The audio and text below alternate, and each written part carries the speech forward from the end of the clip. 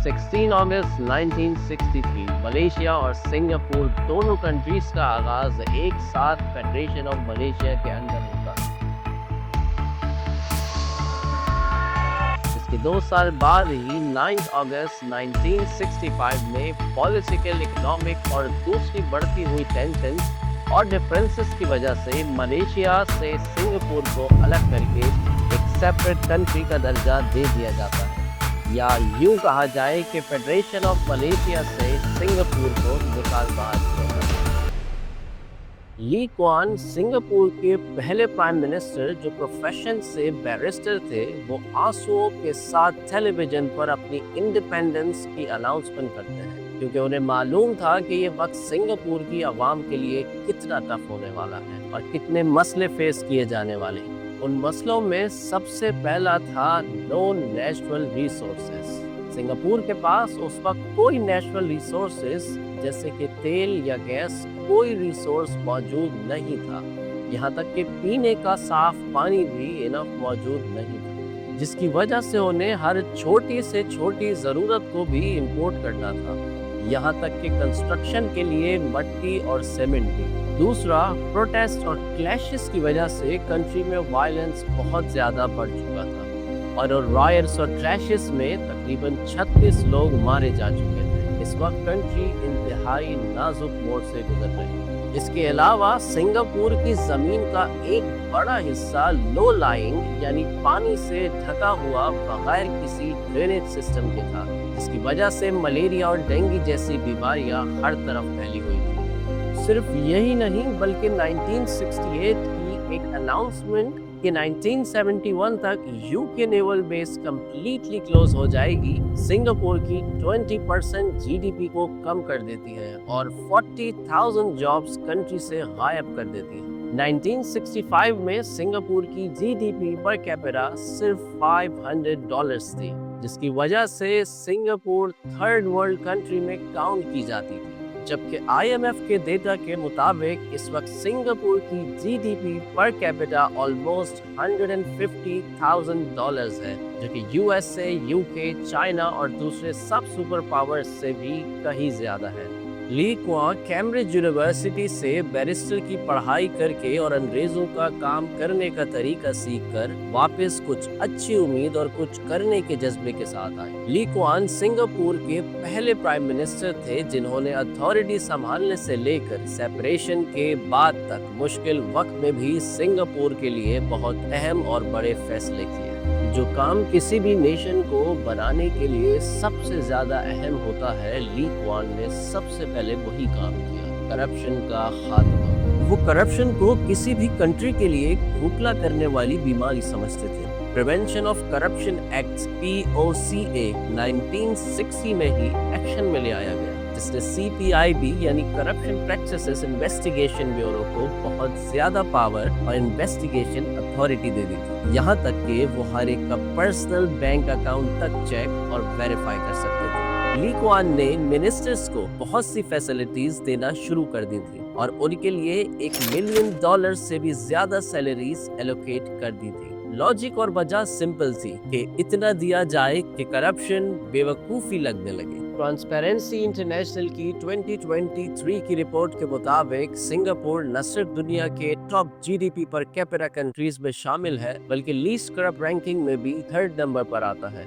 इसके अलावा prime minister ने कीप सिंगापुर क्लीन कैंपेन के नाम से फिजिकल एनवायरनमेंट को नजर में रखते हुए एक कैंपेन का आगाज किया, जिससे कंट्री में सफाई और ग्रीनरी के साथ साथ टैलेंट और बिजनेसेस को भी अट्रैक्ट किया गया, जिसमें मुख्तलिफ किस्म की पॉलिसीज भी बनाई गई, जैसे गार्बेज बिन के अलावा कहीं रोड पर या और किसी जगह भी कचरा फेंकने वाले पर $500 तक का फाइन भी लगाया जाने लगा। 1966 में जब new PSA port of Singapore authority को स्टैब्लिश किया गया, तो तमाम डॉक्स और हार्बर को मैनुअल कामों से मॉडर्नाइज करने पर काम शुरू कर दिया गया और 10 साल में ही PSA की मॉडर्नाइजेशन के बाद सिंगापुर 1972 में अपना पहला कंटेनर पोर्ट स्टार्ट करके साउथ ईस्ट एशिया में कंटेनराइजेशन का टॉप प्लेयर बन गया। सिंगापुर का पोर्ट देखते ही देखते दुनिया का सबसे बड़ा कंटेनर ट्रांसशिपमेंट हब बन गया, जिससे दुनिया का तकरीबन हर 5 में से एक कंटेनर होकर ही गुजरता है।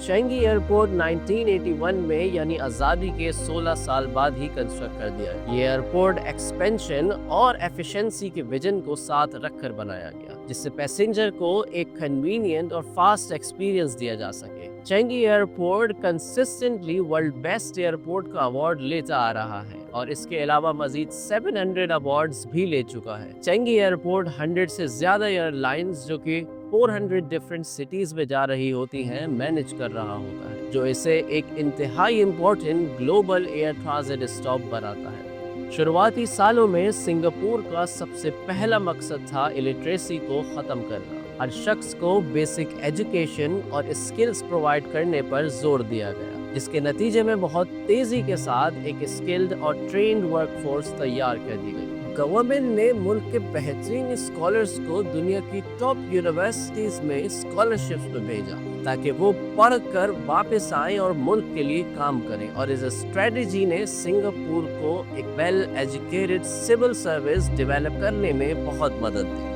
1970 से ही सिंगापुर ने टेक्निकल एजुकेशन पर बहुत जोर दिया। ITE institute of technical education जैसे इदारों ने हमेशा से ही क्राफ्ट्समैन और टेक्नीशियंस की सप्लाई जारी रखी, जिनसे मुल्क के मैन्युफैक्चरिंग सेक्टर को बहुत मजबूत बनाया गया। NUS national university of Singapore और NTU जैसे इंस्टीट्यूट दुनिया की टॉप यूनिवर्सिटीज में आते हैं, जिन्होंने दुनिया भर की ग्लोबल फैकल्टी और टैलेंट को अट्रैक्ट किया और रिसर्च और डेवलपमेंट में सिंगापुर को आगे बढ़ने में बहुत मदद मिली। गवर्नमेंट ऑफ सिंगापुर ने हमेशा से ही इंफ्रास्ट्रक्चर पर हेवीली इन्वेस्ट किया, जिसकी वजह से एक प्रोडक्टिव इकोनॉमी और एक पीसफुल सोसाइटी डेवलप करना आसान हो सकता था। Housing and development board HDB 1960s में बनाया गया, जिसने बहुत ही कम टाइम में लोगों को उनकी कच्ची आबादी वाले घरों से निकालकर न्यूली कंस्ट्रक्टेड घरों में पहुंचा दिया गया। और देखते ही देखते हार्डली 10 साल के अंदर अंदर सिंगापुर अपने हाउसिंग क्राइसिस से बाहर आ चुका था। आज सिंगापुर की 80% से ज्यादा आबादी हाउस एंड डेवलपमेंट बोर्ड के बनाए हुए फ्लैट्स में रह रही है, जबकि होम ओनरशिप सिंगापुर में तकरीबन 90% है, यानी 90% लोग खुद अपना घर ओन करते हैं। ये कितने कमाल की स्ट्रेटेजी थी, जिससे हर शहरी को अपनी कंट्री की सक्सेस में एक हिस्सा मिल गया। सिंगापुर ने पानी के मामले में कंप्लीटली मलेशिया पर डिपेंड करने के बजाय एक बेहतरीन स्ट्रेटेजी बनाई, ताकि साफ पीने के पानी की कमी को पूरा किया जा सके। पहली चीज जिस पर काम किया गया वो था लोकल कैचमेंट, यानी बारिश के पानी जमा करने के लिए 2008 में मरीना बैरेज बनाया गया और बारिश के पानी को स्टोर करने की फैसिलिटीज पर काम किया गया। साथ साथ मलेशिया से पानी इंपोर्ट करने पर भी आहिस्ता आहिस्ता रिलाई कम किया जाने लगा। इसके अलावा सिंगापुर की कंपनी न्यू वाटर का भी पानी की सप्लाई को सेटिस्फाइड रखने में बड़ा रोल मौजूद है, जो कि वाटर रिसाइकलिंग के जरिए बहुत ही साफ और हाई ग्रेडेड रिसाइकिल्ड पानी प्रोवाइड करती है, जो कि आज भी सिंगापुर की 40% वाटर नीड्स को पूरा कर रही है। यही नहीं बल्कि डिसैलिनेटेड वाटर यानी कि समंदर के पानी को क्लीन और रिसाइकिल करके इस्तेमाल किया जाने लगा, जो कि आज भी सिंगापुर की 25% नीड्स को पूरा कर रहा है। सिंगापुर का मास्टर प्लान और कॉन्सेप्ट आगे 40 से 50 साल की प्लानिंग और डेवलपमेंट पर बेस्ड था, जिसमें घरों के लिए जमीन एलोकेट करना, इंडस्ट्रीज के लिए प्लान्स, ग्रीन स्पेसेस और इंफ्रास्ट्रक्चर शामिल था। इस इंफ्रास्ट्रक्चर की प्लानिंग में ग्रीनरी और पब्लिक पार्क शुरू से ही शामिल, और ये इस तरह से प्लान एग्जीक्यूट किया गया कि देखते ही देखते जैसे पार्क इन अ सिटी नहीं बल्कि सिटी इन अ पार्क नजर आने लगा। सिंगापुर अपनी लोकेशन के हिसाब से बड़ी इंपॉर्टेंस रखता है, जिसका फायदा उठाते हुए सिंगापुर ने एक लोकलाइज्ड इकोनॉमिक मॉडल अडॉप्ट किया और अपनी जमीन को कनेक्टिविटी के हिसाब से एक अहम एसेट बना लिया। देखते ही देखते सिंगापुर एक स्टेबल इकोनॉमी और एक बेहतरीन रेगुलेटरी सिस्टम की बदौलत दुनिया के टॉप फाइनेंशियल सेंटर्स में आ जाता है और ग्लोबल वेल्थ का एक बहुत बड़ा हिस्सा मैनेज करने लगता है, जिसमें फॉरेन एक्सचेंज ट्रेडिंग के सेंटर्स भी मौजूद हैं। सिंगापुर में इस वक्त 200 से ज्यादा बैंक्स ऑपरेट कर रहे हैं और ये दुनिया का थर्ड लार्जेस्ट फॉरेक्स सेंटर है, जहां तकरीबन 929 बिलियन डॉलर्स की ट्रांजैक्शन डेली होती है और वेल्थ मैनेजमेंट के हिसाब से यहाँ 4.8 ट्रिलियन डॉलर्स के एसेट्स अंडर मैनेजमेंट है।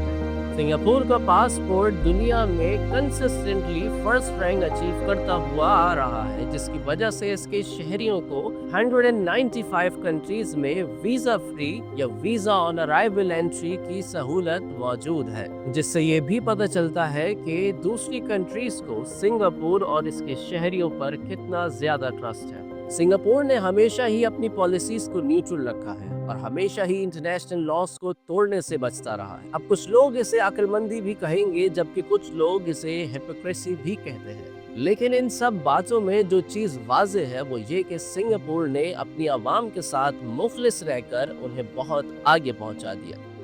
सिंगापुर की सक्सेस कोई लक की स्टोरी नहीं है, बल्कि सिटीजन्स और इंफ्रास्ट्रक्चर पर इन्वेस्टमेंट, प्लानिंग, लीडरशिप, एक मुखलिस हुकूमत और बेहतरीन इकोनॉमिक पॉलिसीज को अमल में लाने का एक रिजल्ट है। इस चीज से पता चलता है कि जब कोई नेशन मेरिट, स्टेबिलिटी और पर्पस पर क्लैरिटी रखती हो तो वो क्या कुछ पॉसिबल बना सकती है।